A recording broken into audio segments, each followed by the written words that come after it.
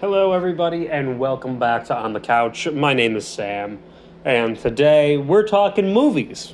No more Pokemon right now. We're going to hold off on the Pokemon, but new movie that came out, bit of a controversy going on. We're talking Black Widow. Alrighty, so why don't we start with the controversy side of things? Scarlett Johansson is suing Disney right now over the movie. They wanted to renegotiate contracts because it was going out to streaming, and Disney didn't do anything about it. So Scarlett Johansson, losing money on this, is now suing. And it's kind of taking a bad turn for her because it does kind of show she only wants the money. But it's only fair because she's losing out on a lot of money for a lot of work she did. And to have Disney kind of screw her for the amount of work she's put in for them, that's really messed up. Like, she's done a lot of stuff for Disney. So that's kind of messed up. So I'm definitely on the side of Scarlett Johansson here. I think she deserves the money she gets for the work she put in. I think it's definitely worth it for her. So hopefully throughout the time she will get what she needs. All right, so now let's talk about the movie.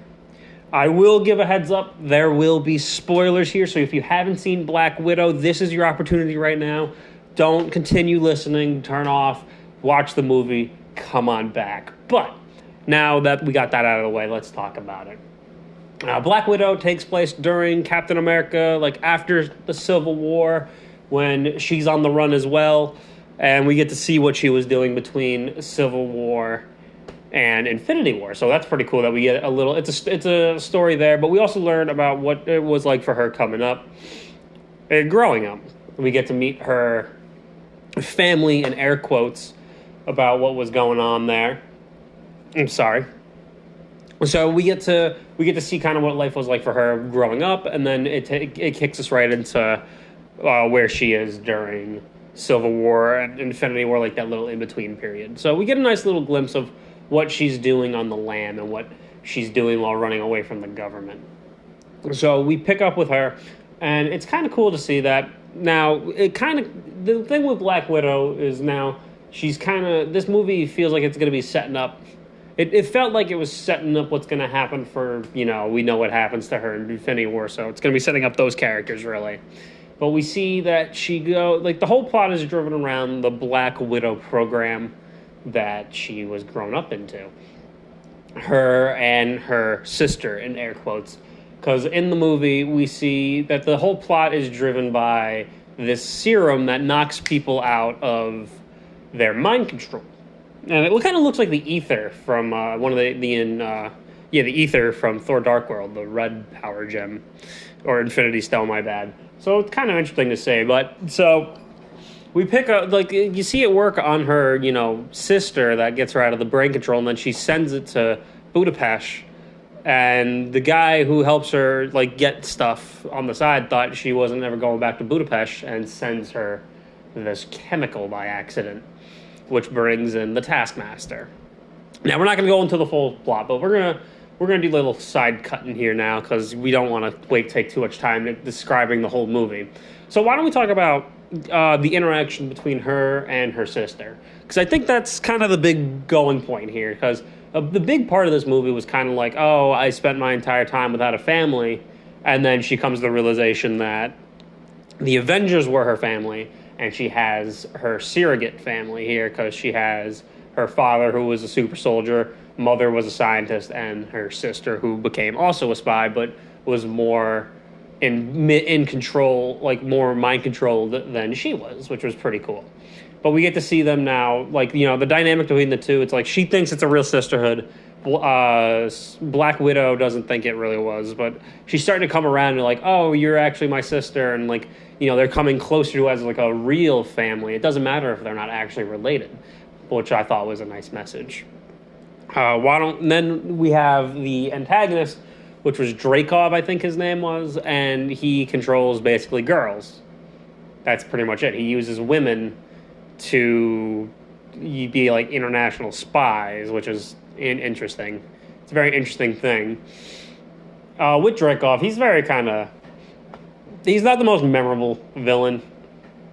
He definitely had his organization that gets toppled over, but he turned his daughter into Taskmaster. He made the Black Widow program, and it is what it is.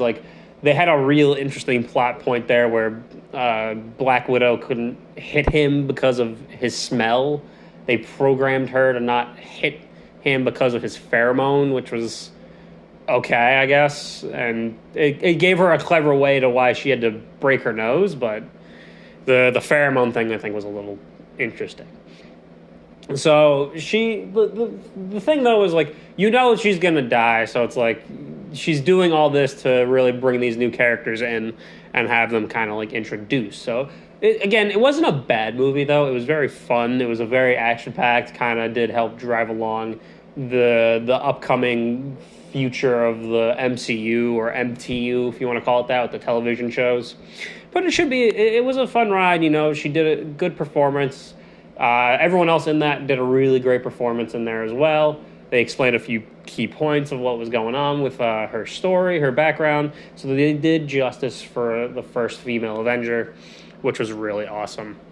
Now, the end credit scene is what we'll talk about a little bit too. So credits roll by and we see Black Widow's sister at Natasha's gravestone, like paying her respect, and then the woman from Falcon and Winter Soldier who recruited not Captain America on the thing is handing a mission over to her, saying, "Oh, here's your next target. It's the person that killed your sister." And so we get a kind of a lead into Hawkeye's news show that he's supposed to be getting on Disney Plus at some point later down the road. So it does a good job of establishing who the new Black Widow is and what the deal is going forward with the MCU and their characters.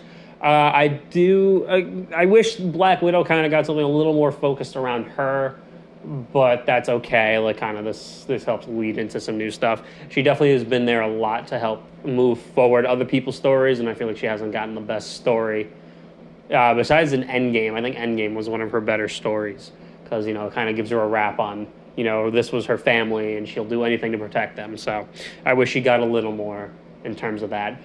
In terms of a review, I'm going to give this a 6 out of 10. Like I said, it was really fun, really enjoyable. A few things that were kind of dragging on, like the villain wasn't that great for me personally.